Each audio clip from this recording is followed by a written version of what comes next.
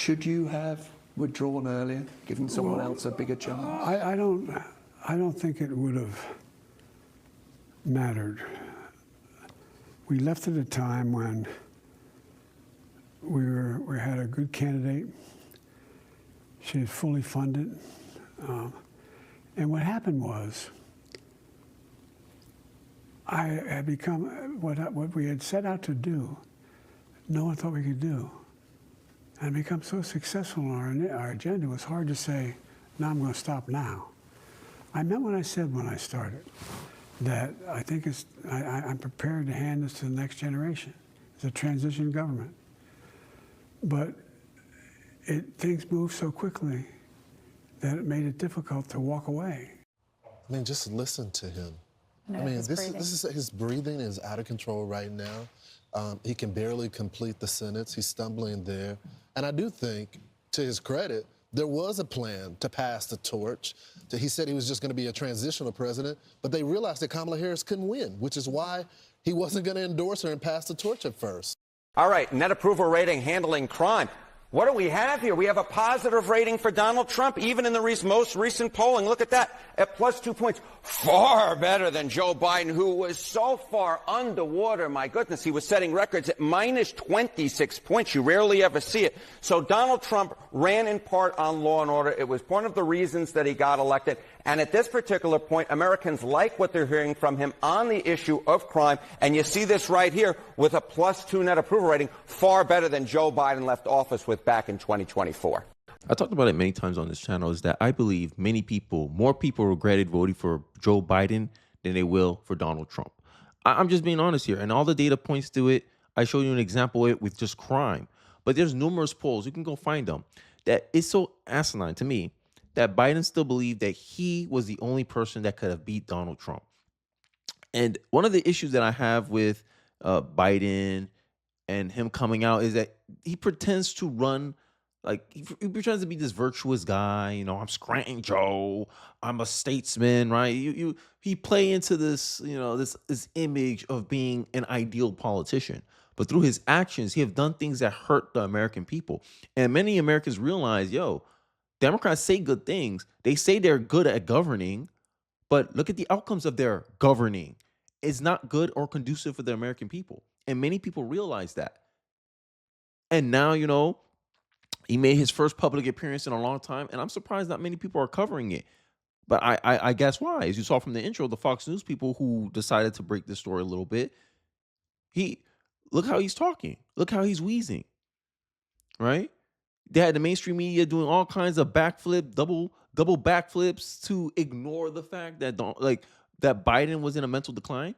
The New York Times says that Biden's team panicked over his cognitive test results. Wait, weren't we told Grandpa Joe was sharp as a tack, outsmarting staffers and doing cartwheels in the Rose Garden? Turns out the only thing running circles were the cover-up. This wasn't governing, it was elderly abuse by Aldopen.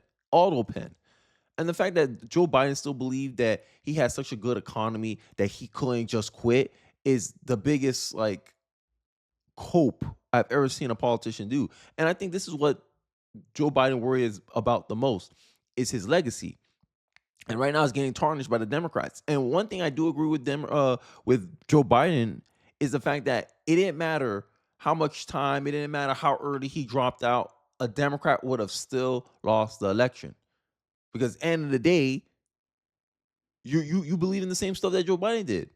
Secure the border, right? You didn't believe in that. You had 4 years to do that. You had 4 years of opportunity to do that. Oh, we'll manage the economy better. Many Americans believe that we're going in the wrong direction with Joe Biden. Joe Biden was forgiving student loan. Student loan forgiveness contributed 23% to inflation because he's printing money to do it. So Democrats essentially would have had to go more towards the right to actually be a competitive contender against Donald Trump. But you guys weren't doing that. None of the candidates you putting up was doing that. Only RFK would have been someone I can see that had the ability to beat Trump, and look what you did to him. But, I digress. Some Democrats are waking up to the reality of that they can't just endlessly criticize Trump and expect America to go along with it. We have got to make sure that our opposition and everything that we're against, and obviously there is a lot to be passionately against right now, but it has to travel with a clearer picture of what we are for. Because there are a lot of voters who, for whatever reason, and Democrats might be shocked by this, but for whatever reason, did not find any of the things they've seen so far about Donald Trump to be disqualifying. And what that means is there's something else that, it doesn't mean they necessarily loved him, but they need to see something more. This is not a question of accommodating things that we don't agree with or watering down or changing our values. It is a question of making very clear to everybody how your everyday life is different if we're in charge compared to if they're in charge.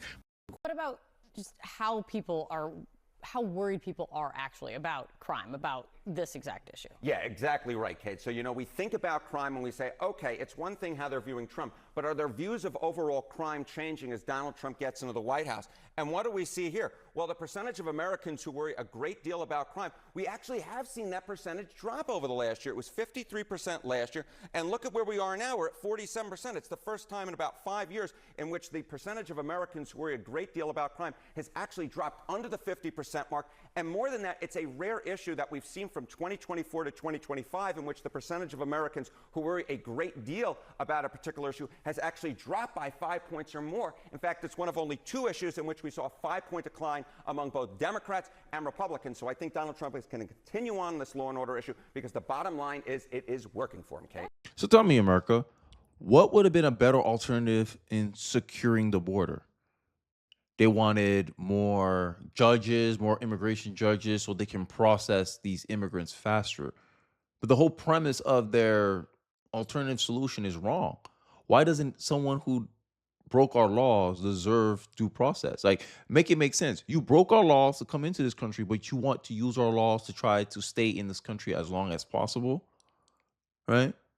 People wanted the flow of immigration to stop coming into the United States of America. That's what most Americans wanted the problem to, like that's the problem that Americans wanted fixed.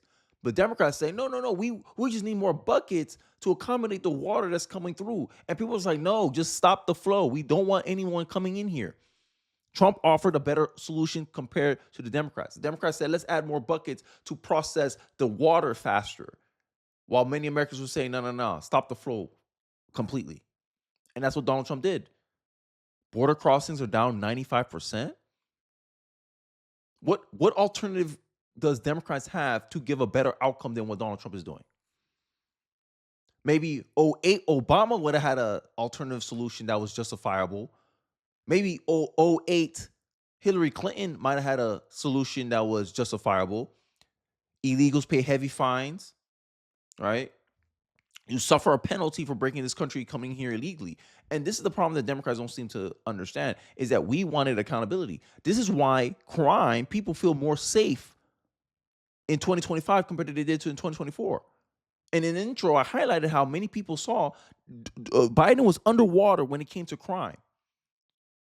So do you think Democrats look good protecting criminal illegals? Criminal illegals getting trialed in court, and ICE shows up to go get them, to deport them, and the judge says, oh, no, let's end this court hearing. Go run, illegal, run our Democrat voter, run. You think that's a smart play by the Democratic Party? In there. And I do think, to his credit, there was a plan to pass the torch. He said he was just going to be a transitional president, but they realized that Kamala Harris couldn't win, which is why he wasn't going to endorse her and pass the torch at first. I don't, Lawrence, if he was going to pass the torch, there would have been a primary. And a vice president like George H.W. Bush, even though Reagan was successful, he had to go earn the nomination. No one anointed him. And he, by the way, says, I meant what I said when I started. I'm prepared to hand this to the next generation. But things move so quickly. What are you kidding me? You worked an hour a day. You had plenty of time to reflect and say, this is the perfect moment to get out and to finish off in 4 years and try to end up on a high note and let this thing fight out. Also, what does it say? Does he think about Kamala Harris? If I gave her more time, she had plenty of money, she still wouldn't have won? Yeah. Is that what she's saying? Well, he Shoot, I'm saying you give any, and this is why I said that. I remember when people were saying, "Oh, Gavin Newsom's going to try to run." I said, "Nah, Gavin Newsom don't want this. You got 3 months to run against Donald Trump, right? Nah, you ain't gonna win this. Why set yourself up for that? Just wait until the next election." That's why he was so adamant saying, "No, I'm not running. because it was politically smart. To me, no politically smart person will take, hey, I got 3 months to run against Donald Trump, who ran previously in 2 different elections. You were setting up Kamala Harris for failure. I mean, Kamala Harris didn't help her chances, right? By not taking interviews. Like, make it make sense. You only have 3 months to get the American people to know who you are. And the first month you wasted by not doing interviews. Dumb strategy.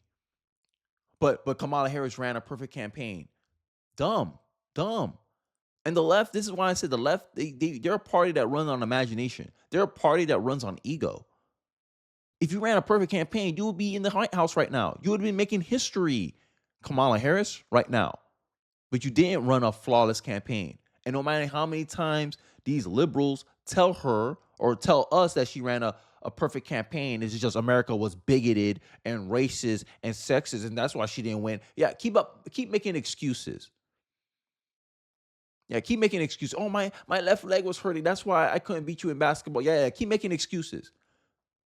You still showed up. You still decided to run. You still decided to be the Democratic nominee. So, end of the day, you thought you were good. You thought you had enough time to win. I'm tired of the excuses from the Democratic Party. Democratic Party always got an excuse for their failures, but they don't accept any excuses from their rivals, their opposition party. So why should we accept it from them? And this is the kind of thing I keep trying to tell Black Americans, Black liberals, that y'all have some undying loyalty to the Democratic Party to the point where any criticism of them, you always find some way to put it on the Republican Party. Last time I checked, you voted 77% for the Democratic Party. We should be focused on the Democratic Party because none of y'all really ain't voting for the Republican. Y'all want to do the same damn thing over and over again and expect a different result, and then you got a surprise Pikachu face when nothing changes. You get a surprise Pikachu face when you find out that Democrats take your vote for granted. You get a surprise Pikachu face when you hear that these Black strategists from the Democratic Party talk about how the Democratic Party don't really listen to them. Of course, why would they listen to you? You're the most loyal demographic in their voting bloc. You won't be able to tell them how they should talk to people who are skeptical of them like me. And that's why Obama got such heat during the 2024 election when he was trying to talk to Black men, especially young Black men. Black men under 30 are the demographic most likely to vote for a Republican. The old heads, as my community like to call them, don't understand that. That's why when I come up and say, hey, yeah, I voted for Trump, they're surprised. Yeah, 29-year-old man voting for Trump. Yeah, that's a surprise. Have you seen stats for young men lately? I think it's 60% of men under the age of 30 voted for Donald Trump.